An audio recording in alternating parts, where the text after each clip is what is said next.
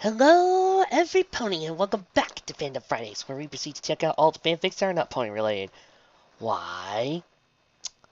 Oh, you know why. You know in your heart why. And so does that bunny.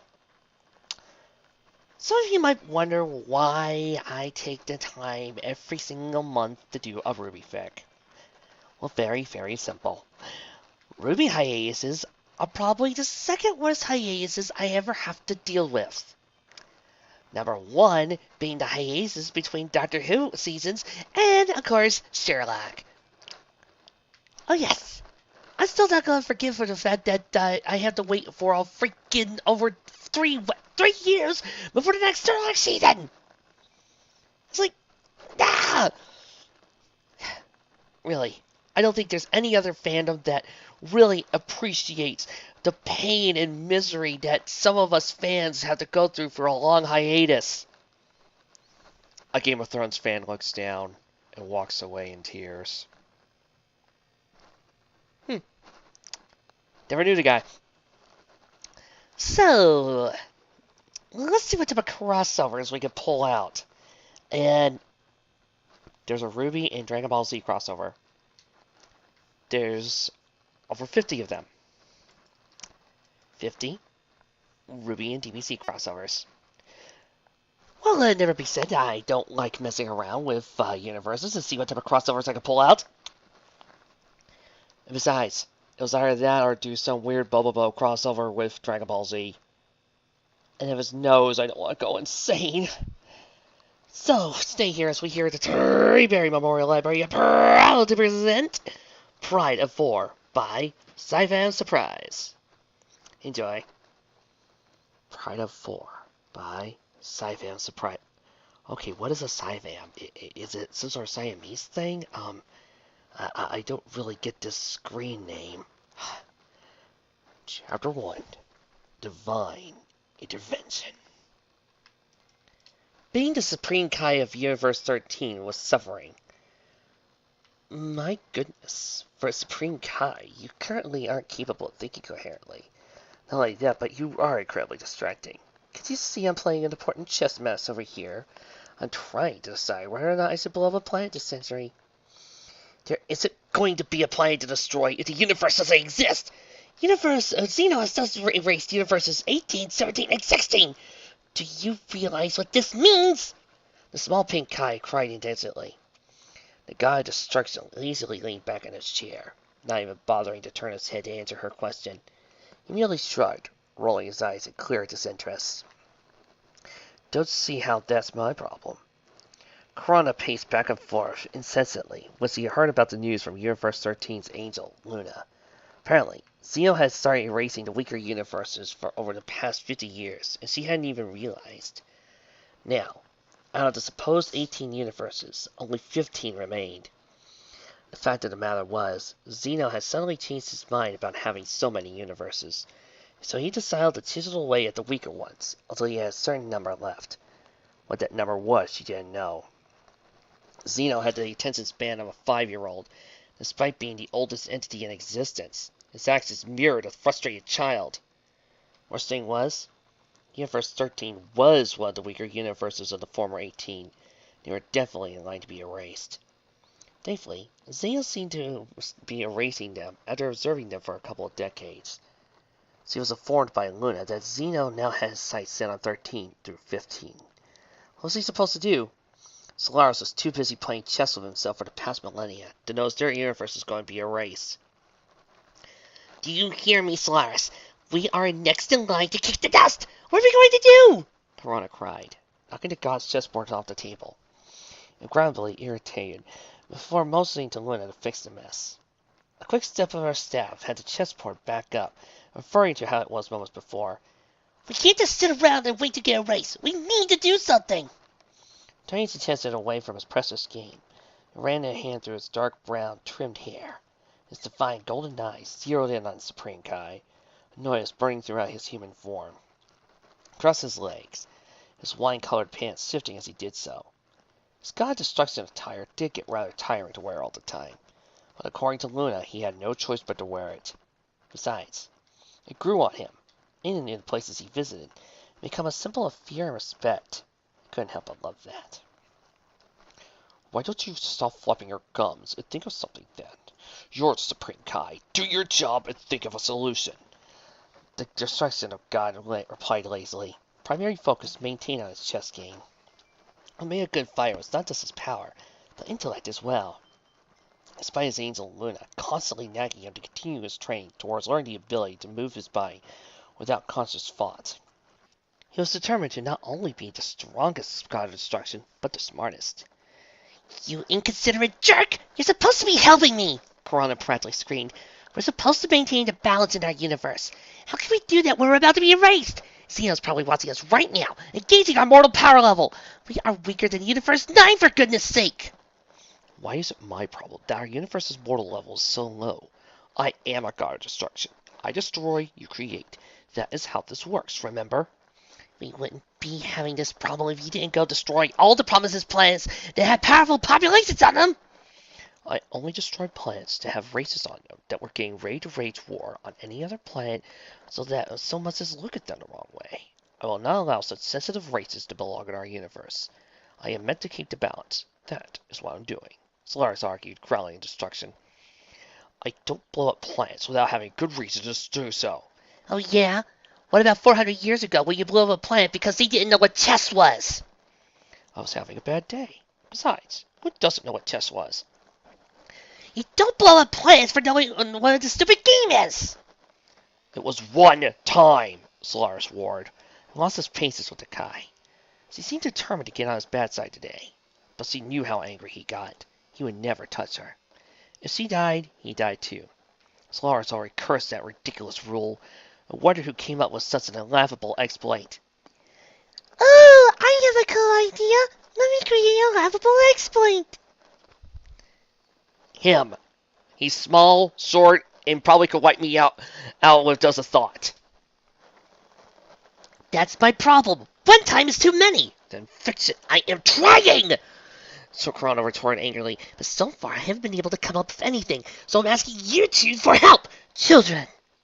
The angel cut in with an authoritative tone. Solaris and Piranha shut their mouths as Luna, angel of Universe 13, decided to participate in the conversation. Seeing that those two seemed to have trouble going along whenever they talked, it always evolved into shouting matches, or eventually boiled down to who can insult the other bear. It was a shame that Piranha couldn't spend more time with the other Kais, opting instead to try to get along with Solaris. A proper relationship between a god of destruction and their supreme Kai was bound to project a good image for their universe. However, it was a work in progress. How about we calm down and think this through logically? Surely shouting at each other isn't going to solve our problem. Solaris sighed, taking a few moments to dismiss his growing anger with Supreme Kai. Piranha merely huffed and turned away, while Solaris turned to Luna. Sometimes, the god found himself strangely fascinated with how similar Luna looked to Vados of Universe 6. The most obvious difference is how Luna didn't have her hair tied up, and opted to have it loose. Her long silver hair flowed all the way down to her back and to the knees. She had a few strands of hair that hung over her forehead, but never quite covered her eyes. He understood that all angels were children of the Grand Priest, and therefore brothers and sisters. But there were some angels that looked vastly different. All right, what do you suppose we do then? We can't just improve our mortal level to stand on even ground with the other universes, especially when Universe 11 has Jiren. What? I can't understand how Belmont can take playing second fiddle to a mortal in the fairy realm he governs. Doesn't make sense to me. Solaris stated, returning his attention to the chessboard and moving another piece. Corona sighed and took a seat opposite to him, resting her head in her hands. She was distraught, no doubt, and certainly didn't want to be erased. Solaris didn't either, but he was a logical realist. Didn't see a way of producing warriors strong enough to keep them from being victims of Xeno's boredom. I don't want to be erased, she moaned. Solaris rolled his eyes while Luna cleared her throat. May I make a suggestion? The angel stated, drawing both Solaris and Corana's attention. Solaris motioned for her to go ahead. Perhaps we should ask some of the stronger warriors from the other universes to lend their aid in supplying us with the necessary components to birth our own strong warriors. Judging by the rate Xeno has been erasing the other universes, We should have enough time to raise our average to be acceptable. Solaris and Corona exchanged looks. Each seemed to be thankful considering the idea. Little looked pleased or suggested, seeing as both of them seemed to be liking the idea more than they thought about it. They only had a handful of habitable planets in their universe, and Zeno judged the power scale by how strong those collected planets were. They could make at least one of those inhabitants stand out by a wide margin. They should avoid getting erased. That might just work! Corona exclaimed, shooting out her seat in excitement. Solar nodded his head in agreement. The idea is possible. If we could convince the other deities to cooperate. I know for a fact we shouldn't bother with Universe 11, but we might as well try. The Striking God added lazily. At this moment that Luna decided to weigh in the conversation more than she intended, seeing as he was quite fond of the universe he was helping rule over. She did not desire to see it erased by Zeno. You should try avoid asking Universe 7 or 9, seeing as they were stated to have the lowest mortal power evidence, aside from us, 14 and 15 of course. Although if we have no other choice, they might be our last option if everyone refuses us. Luna intervened once again. Corona rubbed her hands together in an attempt to psych herself up for what seemed to be a strenuous task. How was she going to convince the other Supreme Kais and gods to help them? The universes weren't exactly known to be friendly toward one another, especially when Zeno was playing his role as the Omni King. While this idea could work, I'm more worried about the ethics of these actions. We're going to look pathetic asking the other universes for help.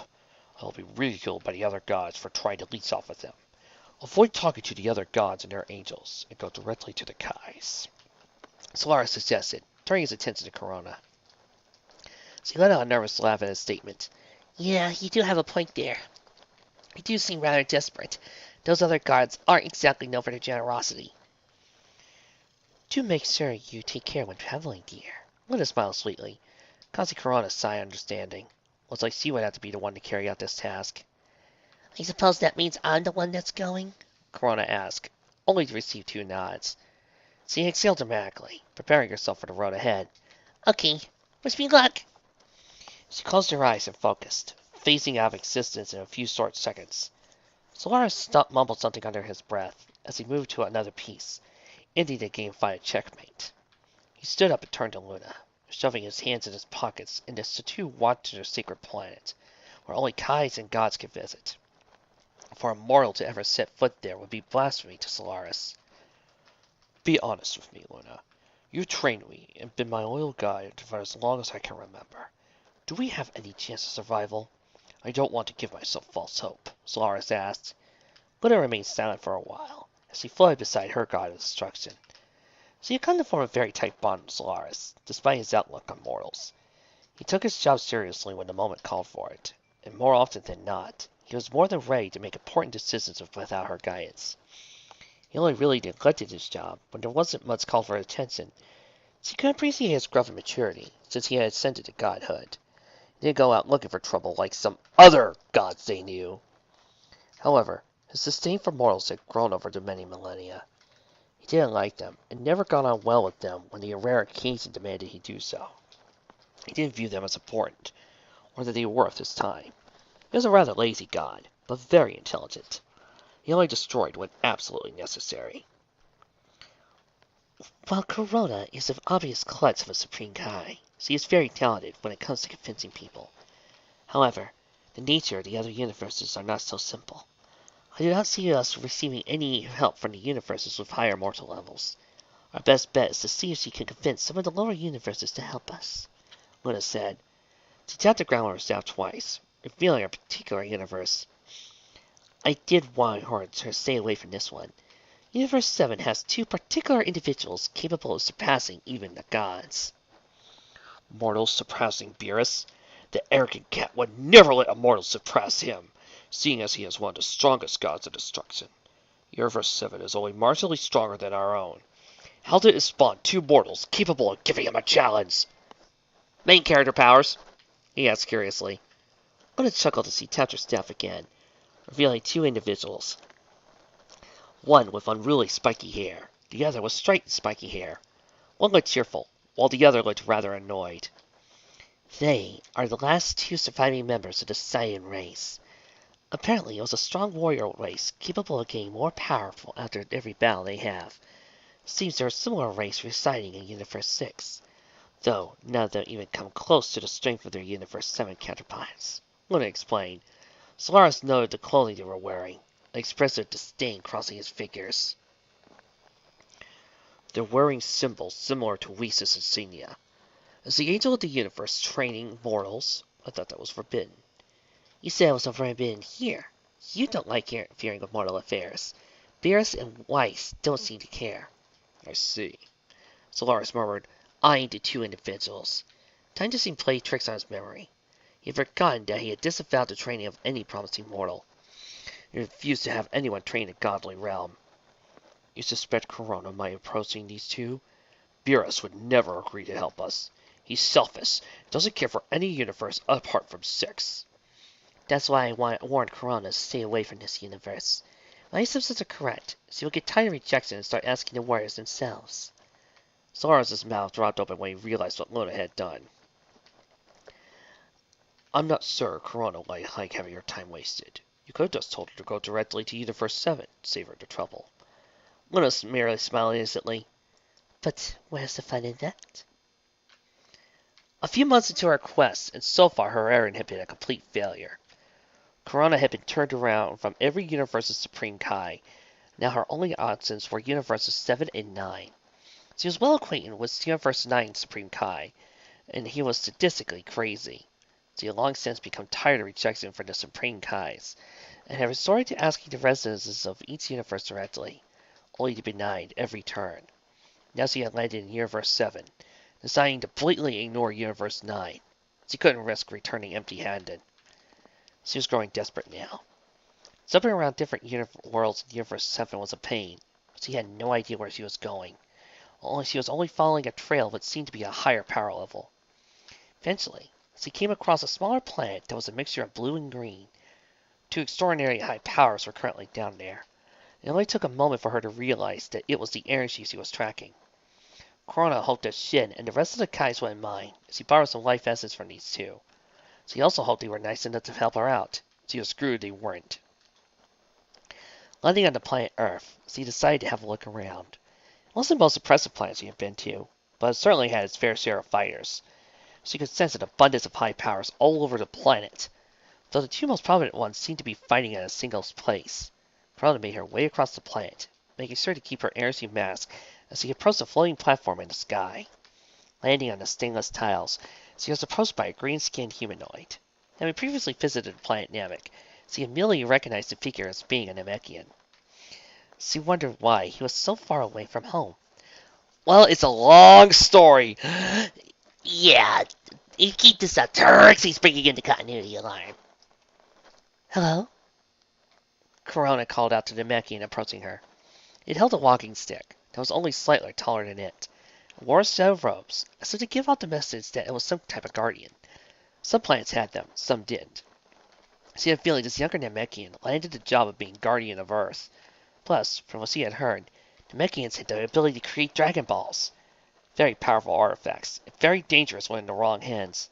Greetings. My name is Dende. I am the guardian of Earth. And judging from your attire and those earrings, I can only assume you are a Kai. What can I do for you? He asked respectfully. Corona exhaled in relief.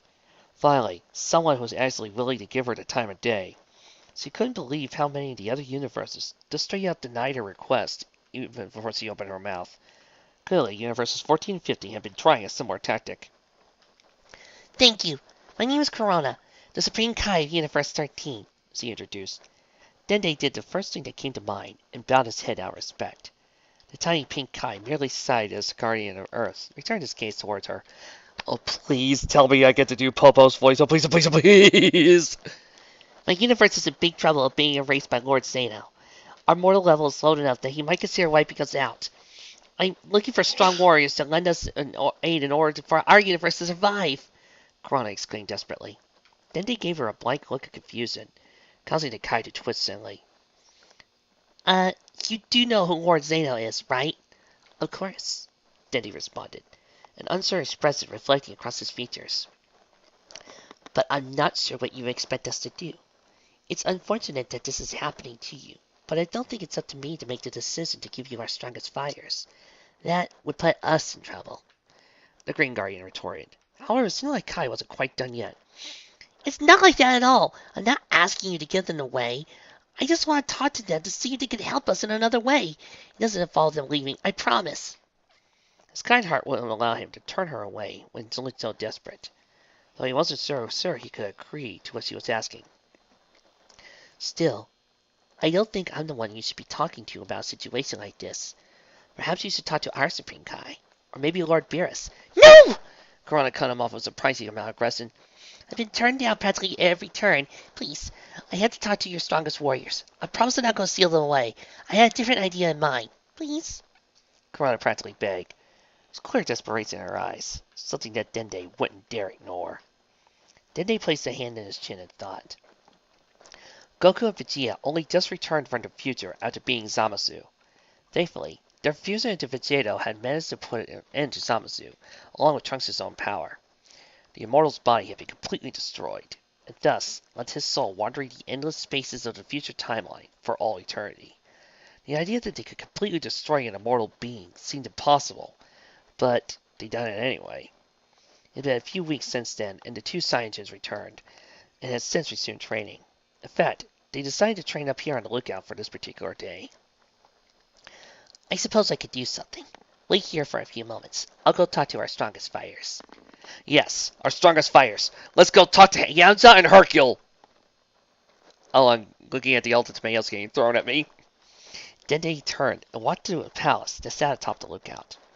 Corona exhaled once again, and she psyched herself to confront the warriors of Universe 7. She had to be convincing. Otherwise, her universe would have no hope of surviving. That was something she couldn't afford, and to be quite honest, those two fires might be her last hope. Universe 9 was filled to the brim with scoundrels and thieves. They did have the worst reputation out of all the universes, after all. Might as well give up if she was denied here. When Dende returned, Corona got a good look at the two fighters he was about to talk to. One of them was significantly taller than the other, and both of them were equally as strong. She could feel the power emanating from them. Her universe was nothing like this. How had two mortals grown so powerful? Surely Beerus would have noticed these two by now. You know, that does make me think. Does anybody have any knowledge if Toriyama-sama has ever said how tall Goku is? I want to say Goku's about over 6 feet, but that's only because of his height and just judging by how big he is. I kind of want to say that and put Vegeta around maybe 5'9", 5'10". Hi there! The one in orange waved. Corona hesitantly returned to gesture as the two approached her. My name's Goku. I have to say, this is a surprise visit. I don't think we were expecting to get a visit from another Supreme Kai. Thank you so much for taking the time to see me. Please, I have a very important request from you. Save your breath! The Marvel one cut in, his rough voice sending chill around his spine. Dende has already given us the details to why you're here. Hurry up and explain what you want us to do so we can get back to training! He growled. It seemed this man wanted to get her straight to the point. He clearly wasn't in the mood for a civil conversation. This certainly was a rather strange situation she found herself in. But right then, our universe is in need of stronger warriors in order to survive Xeno's wrath. I'm journeying here to ask if you're willing to take part with some of your life energy so we may create warriors of our own. Corona explained to the two Saiyans. Goku and Vegeta stared a look between them before returning their gaze to Corona. Please, I'm not asking much from you. We need this to survive. You want us to depart some of our energy so you can artificially create Saiyans for your universe? Vegeta questioned with an amused smirk. What do you think, Kakarot? Do you think that sounds like a plausible idea? I'm not sure I'm convinced he's doing this for the reasons he says he is. Oh, come on, Vegeta! Just look how desperate she is! Goku gestured to Corona. His eyes were borderline watering for giving up. She couldn't find it in herself to deny the claims Vegeta had made. They were trying to basically steal genes from some of the strongest other warriors of other universes so they could raise their mortal level high enough. If they managed it, Xeno would probably give us a pass. Wait.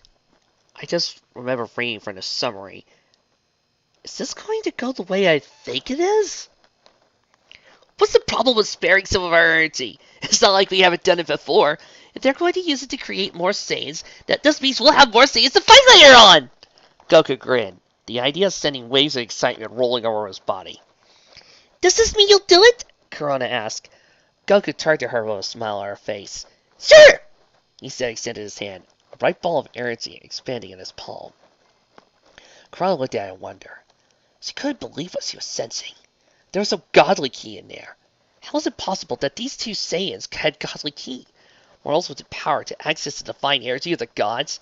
Has she hit the jackpot here? The ball of energy seemed to be a mixture of golden, red, and blue energies.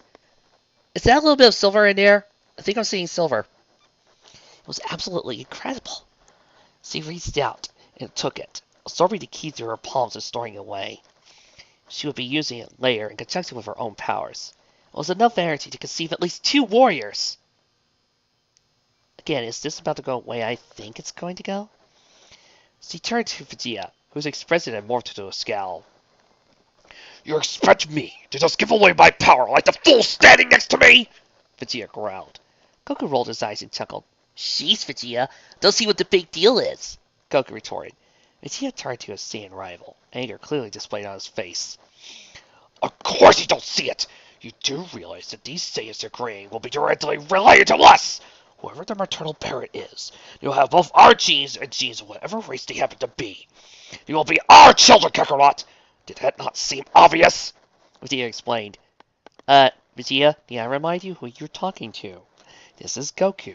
He wouldn't notice obvious if it came speeding at him on a 1,000 miles per hour train with a giant neon sign. On fire. With screaming people in it. Goku placed a finger on his chin in thought, before struggling. What would your wife think? What would Gohan think? Bulma would have my head before I would have a chance to explain something like that! What do Chi-Chi and Gohan have to do with this? We are siring children with another female, you idiot! Was it not clear? I'm not sure I'm seeing the problem here, Vegeta. We're giving our energy to help another universe to create strong warriors. Who cares if they end up being related to us or not? I'm sure Bulma and Chi-Chi will understand. It's not like we're going out of our way to spend time with other women, Goku pointed out. This was something that actually managed to give Vegeta a pause. His desire expanded his royal lineage, was starting to get in the way of his fierce loyalty to his family. Besides, they're an entire universe away. I don't see the problem. They are going to be our children. Do you not feel any kind of responsibility for that? I don't really mind. As long as I get to meet them when they grow up. I'm sure they'll be awesome sparring partners. Goku grinned once again. Vegeta, need I remind you, other people have a hamster that's running at normal pace. Goku's hamster is dead. And decaying. As well as all of his other brain cells. Actually, I think Goku only has that one brain cell. And that's only available... No, 2 brain cells. One for fighting, and one for eating. Vegeta growled, turning his head away, muttering a string of curses about Goku's simplistic nature as a Saiyan warrior. The Prince of all Saiyans turned his attention back to the Kai in front of them, a darker scowl returning to his features, forcing the smaller Kai to take an unconscious step back. You, Kai, listen up! Vegeta snapped.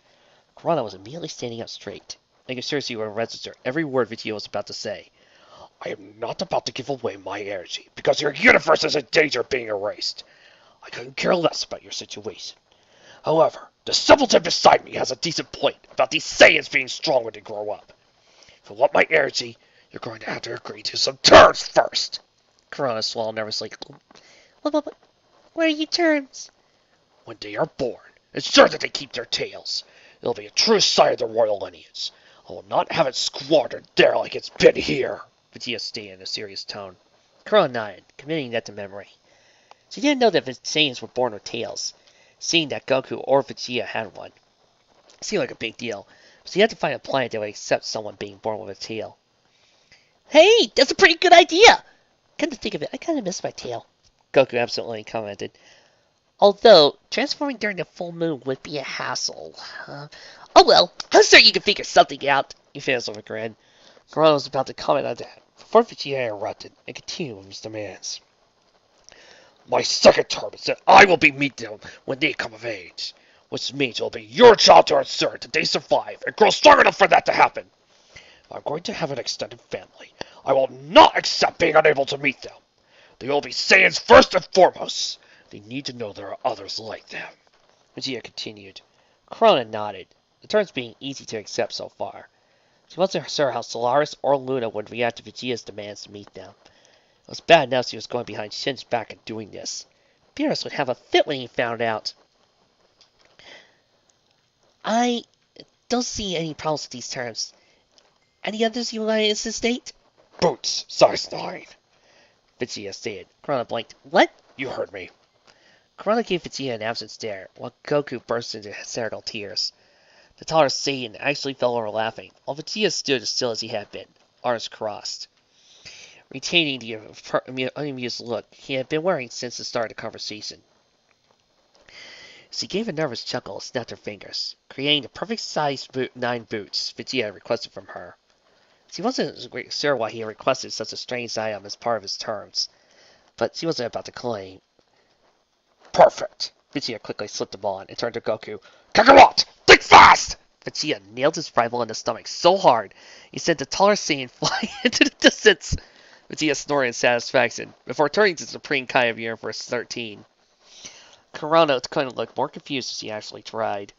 She couldn't wrap her head around this man's attitude and personality. One moment, he was all business. And the next, he was getting ready to start training again. Honey, it's Vegeta. Training is his business. Well, his business is actually training, Bulma, and taking care of little bra. Vegeta held out a hand and summoned a ball of his own energy before sending it towards Kai. So he took to it being gracefully, making sure he stored it properly for use later. Yep, I also see a little bit of silver in there. Vegeta's probably not going to go Ultra Instinct during Dragon Ball Super. I could dream, Trixie, I could dream. The fierce Saiyan looked at her one more time. Sure you follow my terms. If I find out you misused my power, I'll make it my own personal mission to rain hell upon your universe. I'll go through your god destruction if I have to. Vegeta stated before he disappeared from sight, leaving Kurama by herself with Dende watching from the distance. She chuckled to herself before waving her thanks and goodbye towards Dende. She finally achieved her goal and gathered energy for 2 extremely powerful individuals. Now she just had to find a planet in her universe that would be compatible with the powers she had. Kurama disappeared, returning to her own universe with the power of 2 Super Saiyan gods in her hands. She still couldn't believe her luck. When Corona returned to Universe 13, Solaris and Luna were waiting pensively for her eventual return. Luna tapped her staff, revealing a hologram of a planet with a severed moon. As Corona approached it, she recognized the planet as Remnant. It was one of their weaker planets, but what she was hearing, its population consisted of humans, and animal-like creatures known as Faunus. She also noted that Solaris and Luna were already in the middle of a heated conversation. No, absolutely not. We will not raise them here. If we are going to do this, it will be done the right way.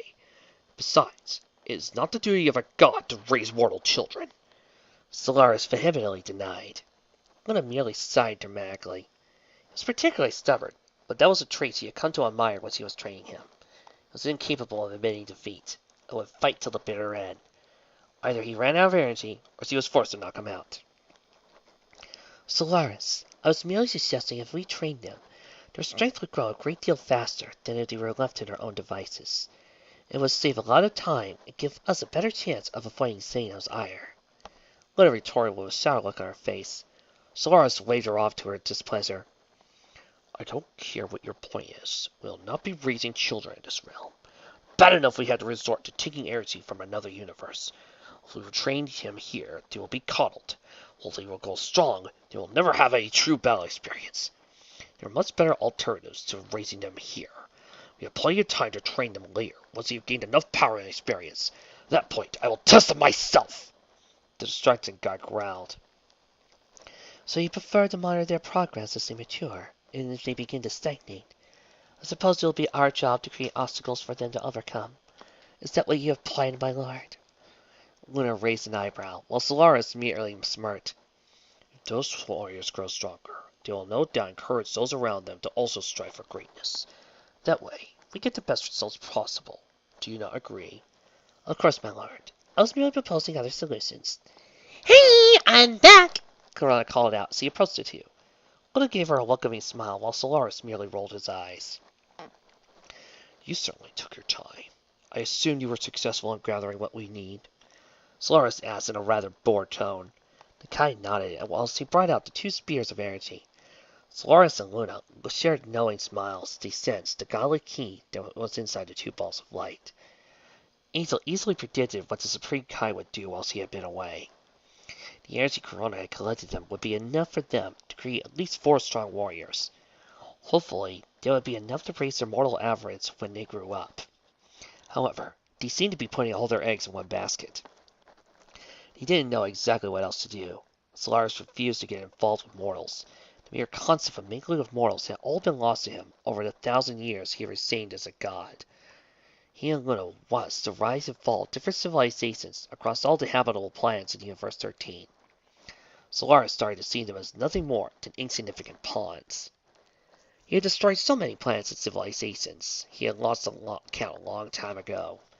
So many worlds of unique species that threatened to upset the balance of the universe, gone. He hadn't bothered to try and talk to certain civilizations out of upsetting the balance. He just annihilated them without a care or shred of remorse. Most of the other gods of destruction had the same attitude. But Solaris made a point out of brutally extinguishing those who overstepped the line. As long as the other races didn't threaten to upset the balance of the universe, he didn't have a problem. I got exactly what we need. Now all we need to do is find suitable candidates. Corona explains he took a planet that Luna had conjured through her staff. I assume Remnant is our planet of choice? Remnant had been one of the original planets in their universe. It was also one of the most boring and underdeveloped planets under their care. There was nothing about the two species on this planet that particularly stood out. Nor did their feats manage to pique the interest of him, Luna, or the rest of the universe. In fact, they were rather uninteresting.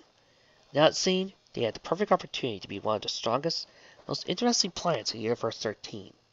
If everything worked out, they would no doubt attract the attention from nearby worlds. Bah! Solaris exclaimed, disgust releasing his tone. Remnants. Why are we picking that world again? Last time I checked, they were too busy throwing multicolored rocks at each other, calling it a weapon. Surely there were better alternatives than that mudball of a planet. He finished, clearly unhappy with the world he picked. Luna merely sighed, a tired-looking smile gracing her face.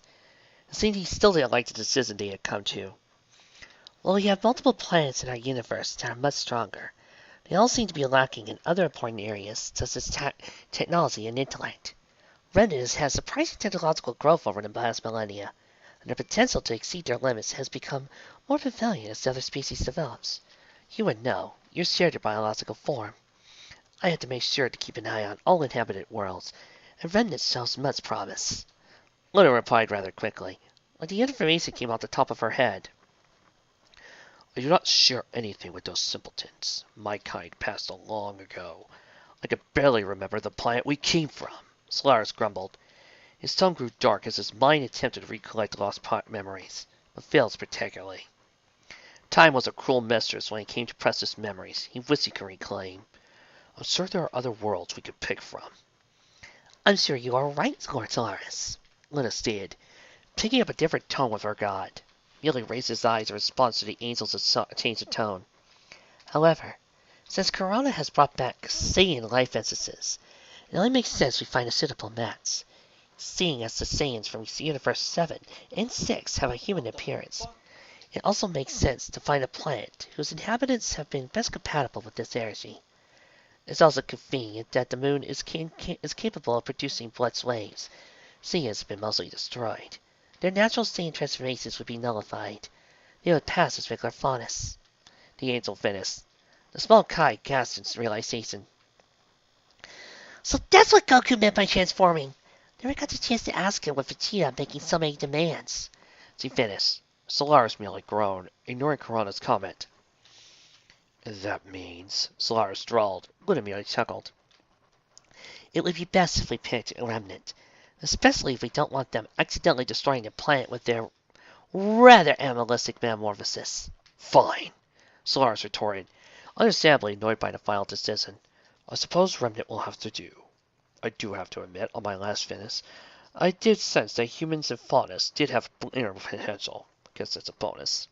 Yes, it is, Luna said with a smile. A mixture between human and Saiyan genes, along with Saiyan and Faunus, might prove surprisingly strong. Not to mention the energy we have acquired has elements of godly king inside it. The results will be undoubtedly interesting. I can only imagine the kind of power they'll possess. Who knows?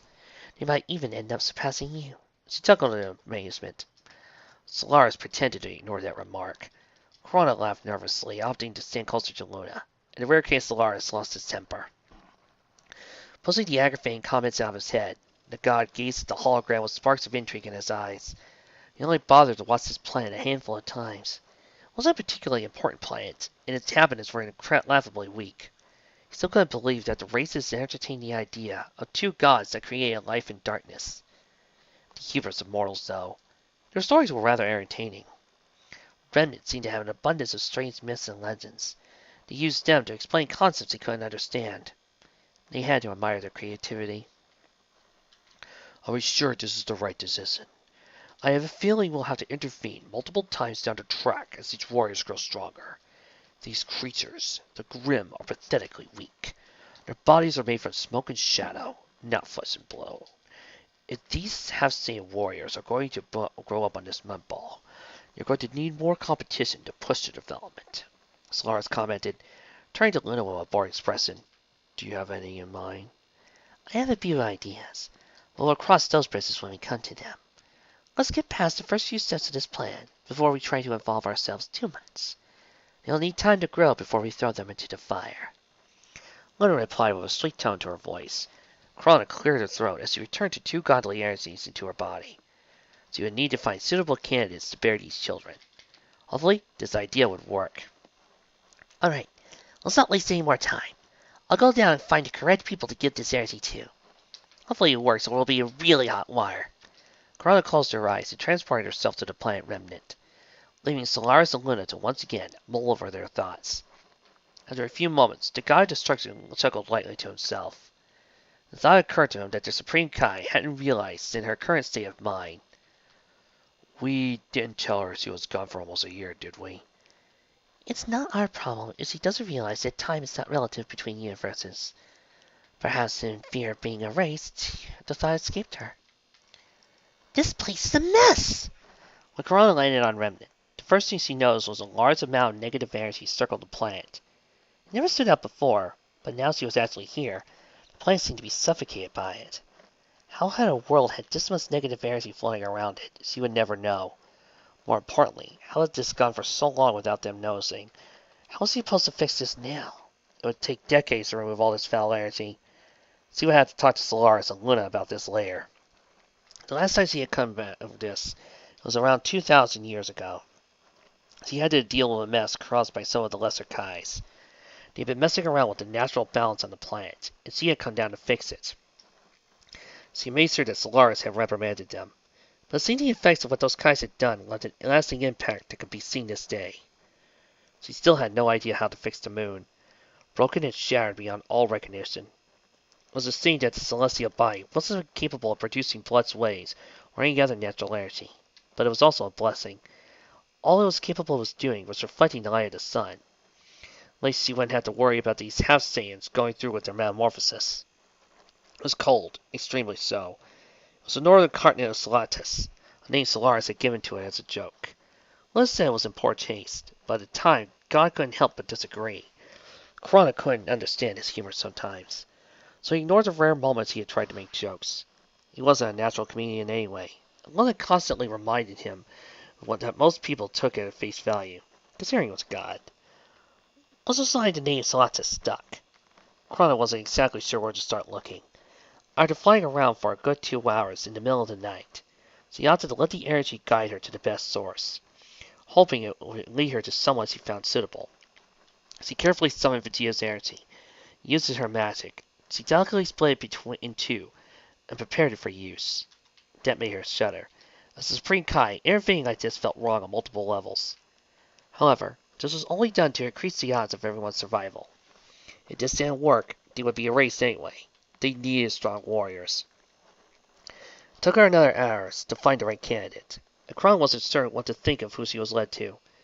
She found herself standing in a dimly lit room early in the morning. There was a nice rug on the carpet, and the woman was lying in her chair, with a blanket spread on top of her.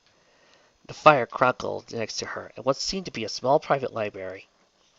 Krona looked at the sleeping woman, knowing what she was about to do when the laws of any she had put in place. Swallowing her self-depreciation, she hovered forward, careful not to wake the woman. Krona brought out the energy in her hand, before slowly pushing her hand toward the female. The energy flowed out of her hand and into the woman. The pale, silver-haired lady started to glow. Her face suddenly took a content smile. When the Kai was done, she channeled some of her own energy into the woman, to ensure the child would be born with godly key and sealed. The kind of power unleashed without control would be disastrous. And that is wiped down? With the deed done, Corona stepped back to admire her work, but she found she could only frown at the sleeping woman. A sense of self-loathing and disgust crawled over the Kai's consciousness. The reality was she had truly done striking her just now. If this doesn't work, then we all die. Sorry for forcing this responsibility on you, but this needs to be done for the sake of our universe. The Supreme Kai vanished into thin air, reappearing above the kingdom of Atlas. She sighed deeply before turning off and heading into a new direction. It was best to keep these warriors separated at birth. If they were born in different locations, these children would meet new people, hopefully inspiring them to grow stronger. It didn't take her long to reach a new kingdom on the continent of Anima. This was like last time. She spent a couple of hours scouring the streets for the sky, searching for a strong power to draw in the energy. It found multiple candidates, but none of them were what Corona were looking for. Drunks, troublemakers, scoundrels, not to mention the criminals she had managed to see. It was appalling to see how many individuals she had come across were so repulsive. She couldn't bear to risk the fate of their universe with any of these people. She noted the sun was starting to peek up over the mountains in the distance when she found a suitable candidate. The energy seemed especially drawn to her. This woman was alone in a hotel. She had black ears and wore traditional stylized robes that no doubt represented her unique culture. She looked to be in her early 20s and had a motherly aura around her. Corona had no doubt she would make a fantastic parent. Ding! And that's Blake! Just like the previous one, she seemed to be fast asleep in bed. Corona brought out half of Shia's energy and placed it within the woman. The process didn't take long, and once the Kai had used their own magic to seal the godly power, she was on her way. Fortunately for Corona, this process was not as quick as the other two. Finding the right candidate took weeks of searching. Corona found two candidates, sleeping right next to each other. After a long, wild night of intoxicated partying, this struck Kai as rather odd, seeing as neither of them looked like the party type. One had medium black hair with red tips and a white cloak, while the other wore a single black signet and had an observed amount of black, messy hair. This woman also appeared to be a bit more physically adept than the smaller framed girl with the white cloak. Having clearly grown tired of this venture, she decided to use Goku's energy on these two women. Fakua was the last place she wanted to go. And that's RWBY. And if you saw that coming, you read the summary, didn't you? She deposited the energy within the two sleeping girls before they had a chance to wake up. She had vanished from the face of Remnant, returning to Solaris and Luna's secret domain of the gods. It was at the very center of Universe 13, so it was hard for her to miss when it was close to the secret planet of the Kais, the same planet she had ruled over. That planet was home for the many lesser Kais and their apprentices. It's too bad she never really got around, all to spend more time with Solaris and Luna than their other Kai associates. Oh, it's done. Corona moaned as she appeared next to Solaris and Luna. The god of destruction merely raised his eye in amusement.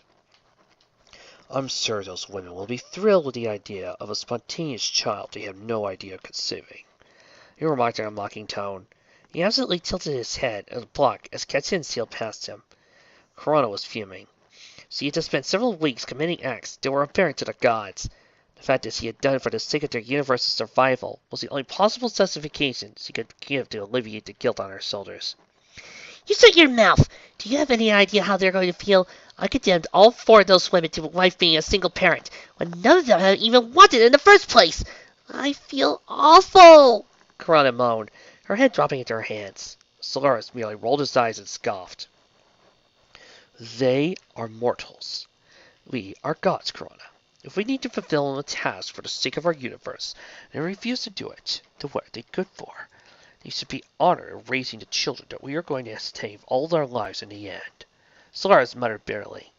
Luna merely sighed as she tapped her staff, revealing holographic images of all four women Corona had chosen. The three deities managed to get a good look at them. Seeing the four ranked the small Kai with guilt. I would say excellent choices, Corona. Luna reassured, prompting the Kai to look up. She more tabs to her staff, revealed the background of each woman. They didn't seem to be in bad positions in their lives. From a logical deduction, I could make an assumption that a child entering into the lives of these four women may have a positive effect on them.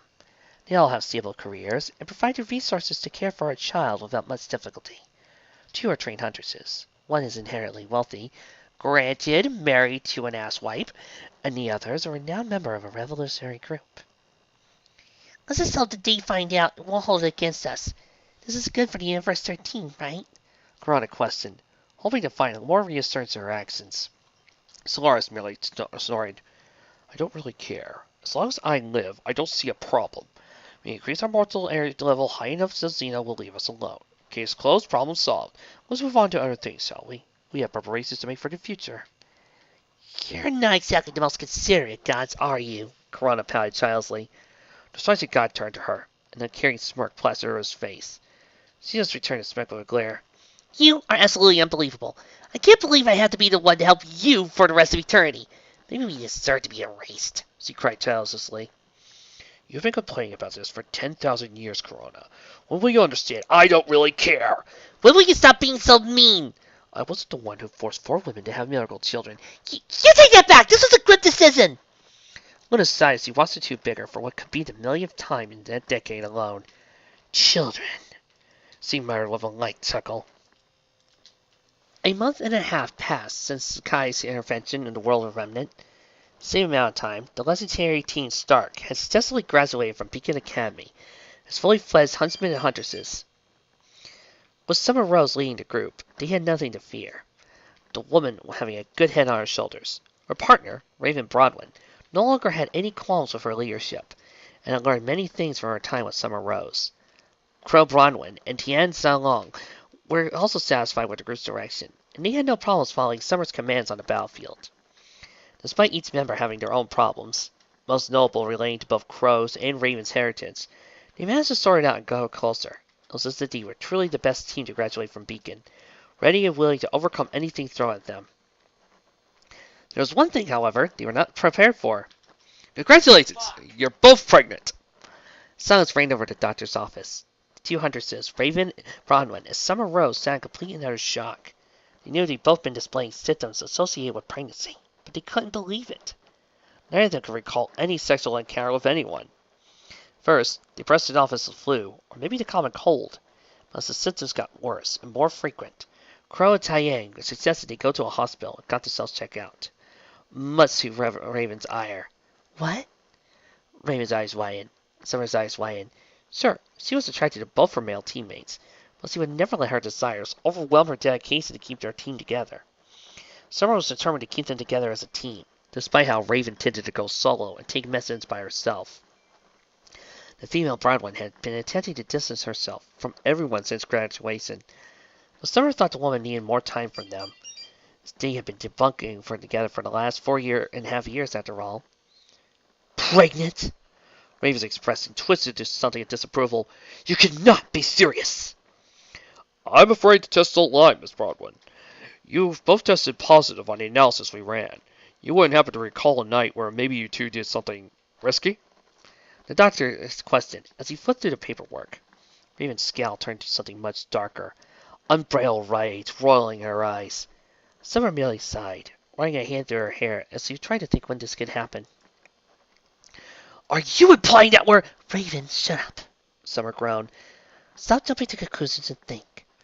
Let's at least try and figure out how this happened before we start throwing accusations around. She finished. Raven reined in her anger and slouched back in her seat.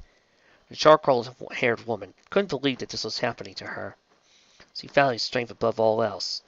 Now here she was, sitting in a doctor's office because some guy got lucky with her when she let her guard down. Seriously, Raven Bronwyn knocked up because some guy managed to sweet talk her. She was probably wasted out of her mind. Oh, you're kidding me! The female Bronwyn groaned, head drooping into her hands. She was going to be the laughingstock of her tribe if she ever returned. How could she possibly return them and take the position of leader when she had so easily let her guard down after a couple of celebratory drinks? Do you remember? Summer questioned her. Raven nodded calmly. Probably.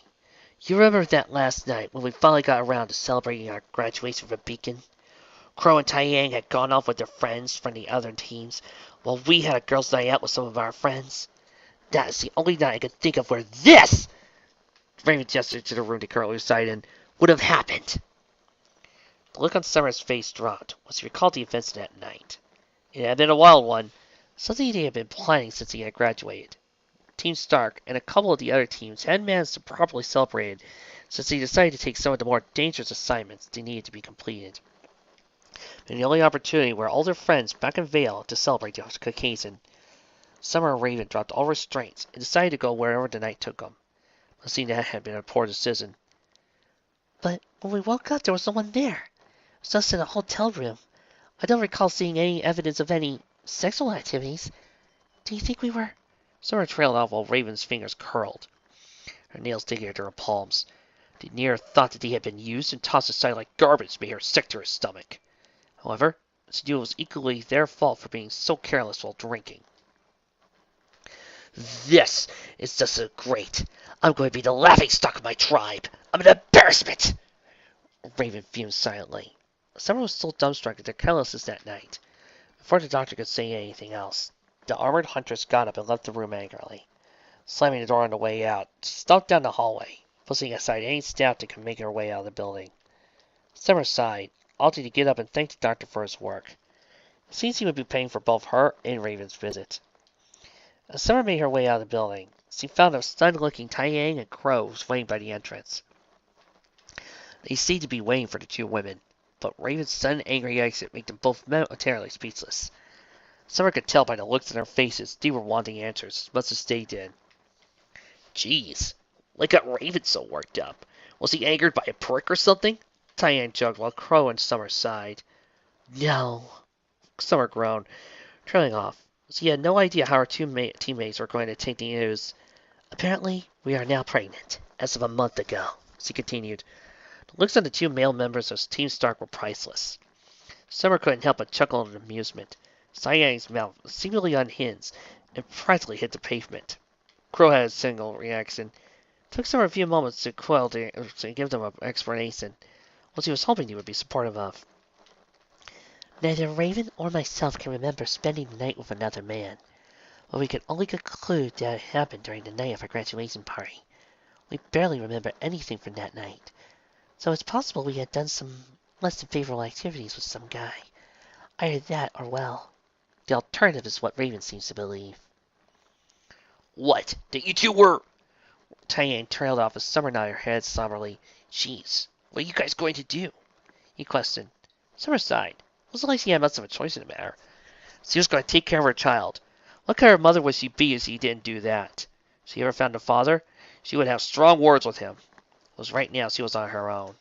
Not that was a problem for her. She was well off with her earnings as a huntress anyway. For Raven, it was more of an issue of pride than anything else. I'm going to raise this child. What did you think I was going to do? She scowled, glaring at Taiyang. The tanned blonde chuckled nervously before his raising his hands in mock surrender. Summer huffed, blowing a strand of hair out of her eyes. Not like I have much of a choice anyway. And I'm sure Raven will get over it soon. We screwed up by drinking too much, and now we reap the consequences.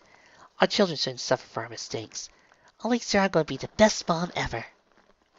Sometimes I think you're insane, Crow commented blindly. You're far too happy for someone found he just got knocked up without them knowing who the father is. Shh! Summer waved him off. Like it even matters. I have you two. You two are going to be the best uncles ever. Wouldn't you agree? She chuckled. Crow and Taiyang looked at each other. A bead of sweat rolled down their foreheads. The sweetness of Summer's smile increased tenfold as he suddenly pulled the two closer to her. When they didn't say anything, she increased her grip on the two, which was now surprisingly powerful. They both cried out in pain. Right, boys? He'll have no fury like a summer rose when her teammate stands to respond. The news of a child on the way for the Schnee family came as no surprise to the members of said family. The idea of a new sibling was welcomed with open arms by the 70-year-old Winter Schnee. The prospect of a new sibling in her monotonously boring life gave her hope. Lily never seemed to want to play, and was too self-centered, but she only chalked that down to him being a year old. He was still a toddler, so it made sense. However, an entire continent away, Callie Belladonna had no idea how she was pregnant. She had no current romantic relationship going for her, except being absolutely smitten with her best friend Gara. She wasn't a drinker, and she had to be healthy to organize White Fang rallies. How could she possibly be pregnant when she wasn't even sexually active was beyond her? She was so dumbfounded, she actually considered the possibility of immaculate conception. The idea was ludicrous, but she couldn't think of any other situation. She'd been feeling so helpless, she actually forced herself to call her best friend, to ask for his help, which led to her current predicament. Callie, calm down. Panicking can't be helpful for the baby. His words, however, fell on deaf ears, as the female cat fauness paced around the room obsessively. She had bags under her eyes, and her hair was a mess. Kira had never seen her in such a state before. It quite honestly distressed him, seeing she was the one person he trusted out of the entire council in the White Fang. Both of them held seats, with his being the most prominent, while Callie had a smaller seat. That's just the problem. How did this even happen? Unless I was drugged or something. No, that doesn't make any sense either. I would have remembered something like that. If it was bound to be some kind of memory loss involved, I would have at least noticed the gap in my memories, or waking up being after drug. Kira, don't you understand? This is impossible. I can't be pregnant! Callie ranted. Even eventually, she noticed her legs were starting to get sore, as she collapsed on the bed behind her. The two were in a house she had rented in a middle-class minstrel district. Gira was sitting on the opposite bed next to hers, while she flailed her arms around wildly, like a child giving a tantrum. Anyone could tell the woman she was distraught, and he couldn't blame her. She was having a child to a man she couldn't even remember sleeping with, while it pained Gira to know that his unconfessed love of his life had been with another man. She knew he had to do something about this. Couldn't let her drift aimlessly into the wind like she had been doing for a couple of weeks. Now, I'm sure there's a completely perfect logical explanation for this. But we can figure that out later. Right now, you need to refocus your priorities. You have a child in the way you need to take care of. Gira commented sagely. While Callie wasn't the type to shed tears over a matter, she was still worried about how she was going to cope with a child on top of her White Fang responsibilities. She knew there were medical practices to help with these kind of problems, but she didn't believe that was the proper option. Removing a life before it had a chance to live seemed absolutely horrific in her mind. I don't want my child to grow up without a father, Kira. It was hard enough for me. I don't want my child to experience the same. Callie groaned. She took a moment to pause, proving herself up to the bed and into a sitting position. She exhaled deeply, running her hands through her hair. She was exhausted. Weeks of morning exhaustion and emotional outbursts had brought her to the breaking point. She pushed it aside at first, but it only got worse. Upon her discovery, she couldn't believe what it was implying. She even took a pregnancy test to make sure she wasn't going crazy. Lo and behold, she got a test positive. If you desire that for your child, I'll be more than willing to fulfill a fatherly role. Gira said it softly, after a few moments of silence. Callie looked up, eyes practically sparkling. She couldn't believe what she had just heard. You would do that? But the child's not even yours. It does not matter. If the real father doesn't have the courage to come forward and help you, someone else has to fill that position. I would be more than willing. I do not need a reason to help you, Callie. I'll always be here for you. Gira replied calmly, hoping she would pick up the subtle confession. He had been waiting a long time, and he chastised himself for not doing it sooner. If he had, maybe she wouldn't be in this situation in the first place. He'd be damned if she was going to go through this by herself. Gira, do you really mean it? She questioned softly. He nodded. Tears started to stream from her eyes. Thank you, thank you, thank you! Callie had gotten up and practically fell into his embrace. He pulled her closer, as to make sure nothing would ever hurt her again. These next few years would be rough for the both of them, but at least they had each other. End of chapter. This is a pretty good start to what seems like it could be an interesting crossover. I like the OCs, especially the new god of destruction that we just met, and his angel. They both seem rather interesting, and I like the idea that this particular god of destruction seems to be more focused on intelligence and skill than power or strength. But then again, I haven't seen that much of Super, so I don't know how the other gods of destruction are like, or what their characteristics are. Don't worry, as soon as episode 131 is, I'll probably start catching up on Super real dang quick. Most likely on episode 30, because I've already seen a revival of that and Battle of the Gods. I don't need to see it reanimated. But I really like that. I also like the use of Corona and how they decided to bring in Goku and Vegeta's energy and their life force without technically really making it cheating. I do enjoy that, but I also like the fact that they did have Vegeta pointing the logic behind it. Surprisingly, Vegeta was the one keeping his head on his shoulders and pointing out some of the inherent problems with the scenario. I also like that it did involve our four girls. I mean, after all, the last time I read a crossover with a series about a very badass fighter with Ruby, it was mostly John-centric. And I also like the fact that it picked each one. I'm not completely sure how much I enjoyed that this thing decided to keep, but not keep canon by delivering a football through it. If it had been me, I would have set it up so it wouldn't have been Immaculate Conception, but make the power inherited. So that way, when each of the women got knocked up, the babies would then get the power. It would be something that was waiting for it. It would be a time bomb inside them. So that way, we could continue to have Ruby being about 2 to 3 years younger than Yang, and keep all the ages straight, and keep all the continuity straight. But according to the author, there is a reason for why Weiss gets to be the baby instead of Whitley. Or as I like to call Whitley, Slimeback. I also do like the fact that we got to see more Summer. And Summer was also acting a little bit more Ruby-ish than I expected. Most of the time, from a lot of the fanfics that I've been dealing with Summer, Summer has been Fluttershy-esque of, "Hello, I'm Summer Rose. A pleasure to meet you." But still, this is an interesting start, and I'm quite curious as to where everything is going. And with the introduction of Ultra Instinct in Goku getting Silver Eyes, yeah, that's kind of a fun way to think that this is the big reason why suddenly Ruby has Silver Eyes. Though Ruby having Ultra Instinct, yeah, I don't see that happening. But it'd be kind of a fun thought to think of. Well, one down, thousands more to go. I'll see you all next time.